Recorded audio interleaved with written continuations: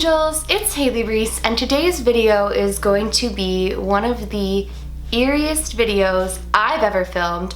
I truly think this video is going to be, actually no, I know this video is going to be equally scary for you and I am nervous to film it, but I am also very, very excited, and I am bringing something different to the table for this video than I have done in any of my other videos. So many of you guys have been requesting that I read some scary stories from the internet. For those of you who are not new to my channel, you know that the paranormal, the haunted, and the eerie has followed me throughout my entire lifetime. So just reading any old made-up story doesn't really do it for me personally. However, reading extremely scary, terrifying, frightening, true paranormal stories from the internet will probably do it for me. For today's video, I'm going to sit back and read you guys some of the scariest, true paranormal stories that the internet has to offer. Before I get into this video and we all scare the living out of ourselves, I just want to say, if you are new to my channel, hello, my name is Haley. I would love it if you do enjoy my videos that you go ahead, click that subscribe button, join the Reese's Pieces family.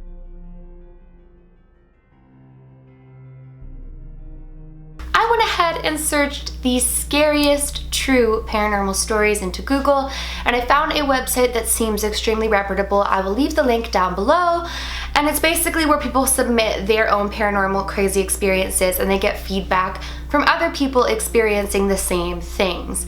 From my personal opinion, all of these seem extremely genuine and they seem extremely real. So I'm going to go ahead and read as many as I can to you guys. So without further ado, sit back, relax, maybe turn a light on, and let's get into this scary paranormal compilation. This one is titled, You Need to Go Outside.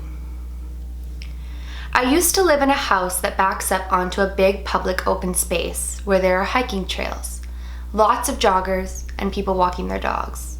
Anyway, one night I had a kind of creepy dream that an old lady came into my room and was trying to get me to come outside. The dream woke me up, so I got some water, turned off my fan because it was cold, and then I fell asleep again. I went right back into the same dream with this old lady coming into my room and calmly saying, "You have to go outside now."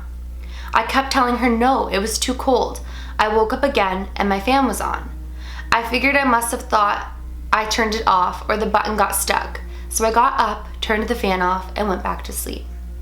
This time I had the exact same dream, except she was much older looking in this one and was really agitated. She was yelling, "Go outside! You must go outside!" I got up in the dream and followed her to the hallway. When I got into the hallway, she wasn't there, and then I woke up and I was actually standing in the hallway. I have never ever walked around in my sleep before or after this. Also, my fan was on when I went back into my room. At this point, I was freaked out. So I got something to eat and watched TV for a couple hours. I went back to bed around 5 or 6 and the dream did not come back. The messed up part is a couple of days later, I saw that there were police cars in the open space, and I asked my mom what happened. She said they had found an old lady who was reported missing a few days before.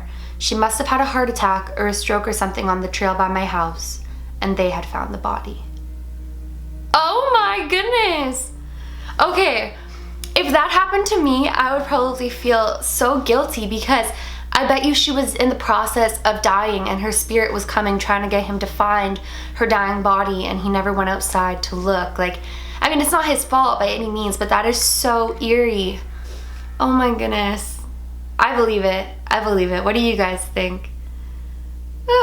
That is so eerie. Okay, here's another one.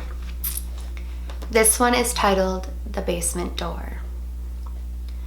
When I was very young, we lived in a house that had the usual ghost activity, hearing footsteps, hushed voices in the next room, etc. But a really crazy thing was the basement door. It would open on its own. I'm not talking an inch or two when you close another door nearby. I mean, it would fully swing open like somebody was walking through it. My parents tried locking the door and it would still swing open on its own.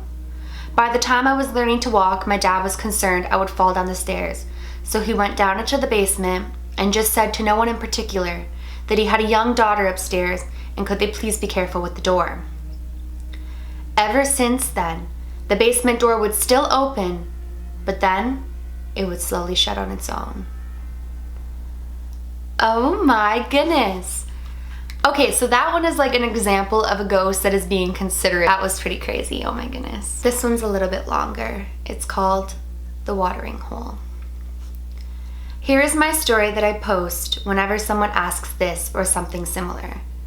My wife and I moved into my parents' house when my uncle died unexpectedly in 2009.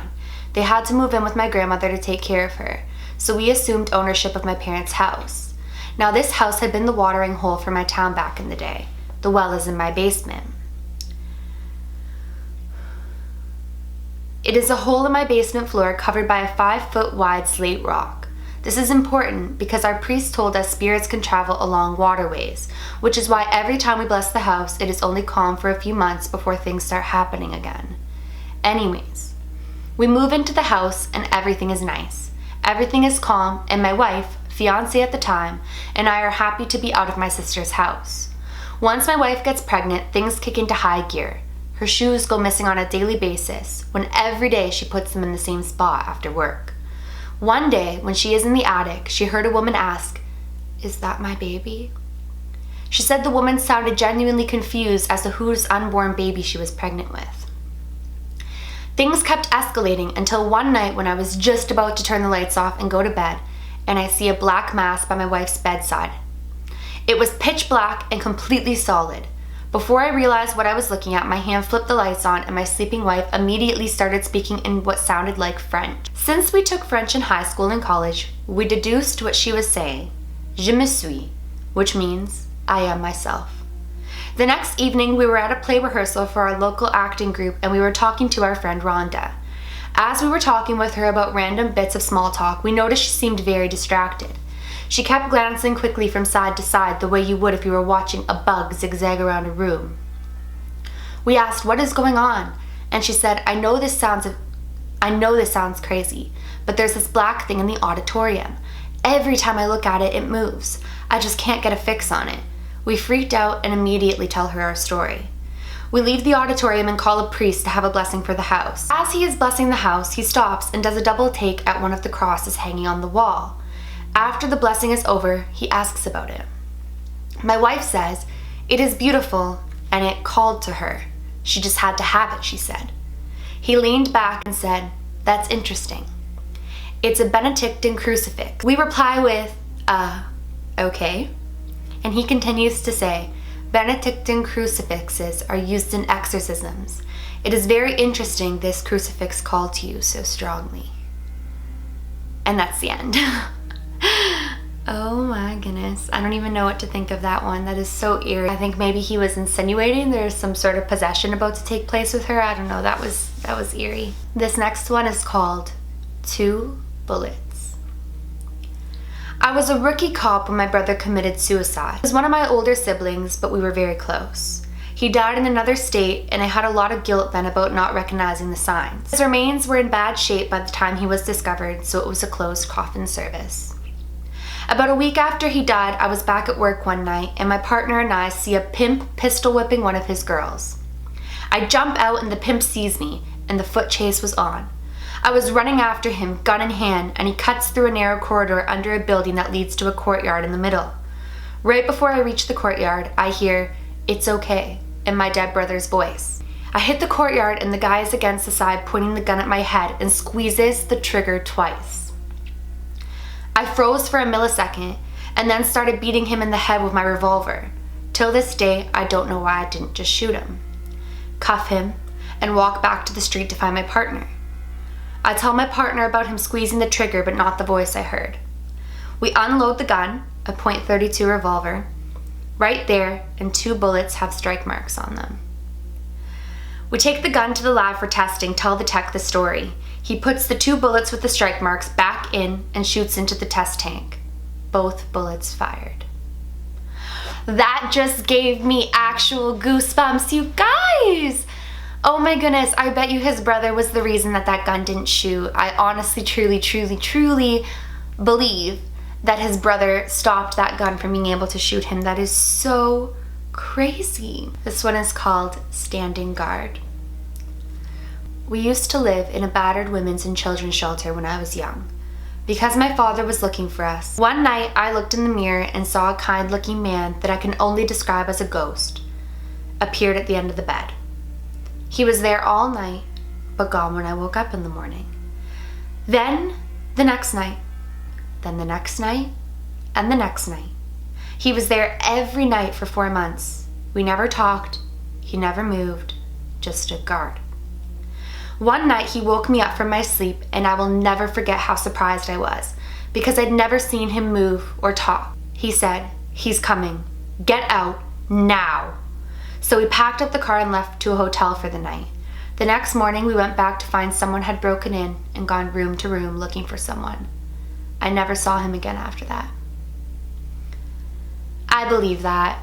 I think maybe though that it wasn't like a ghost of the shelter. I think it was probably his guardian angel or something. The final story that I'm going to conclude on, I have not read any of these either, by the way, is called The Night the Devil Visited. Oh, I'm so nervous. Thank goodness it's not like completely dark out when I'm filming this. The story I'm about to tell you is true. It happened to my mother in 1959 in upstate New York. My mother was raised in a very strict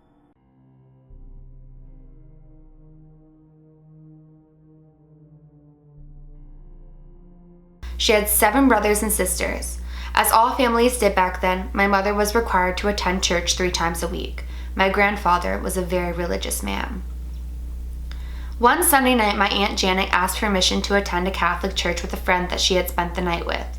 My grandmother gave her permission, figuring it would give her a little more insight into God. My aunt attended Mass with her friend.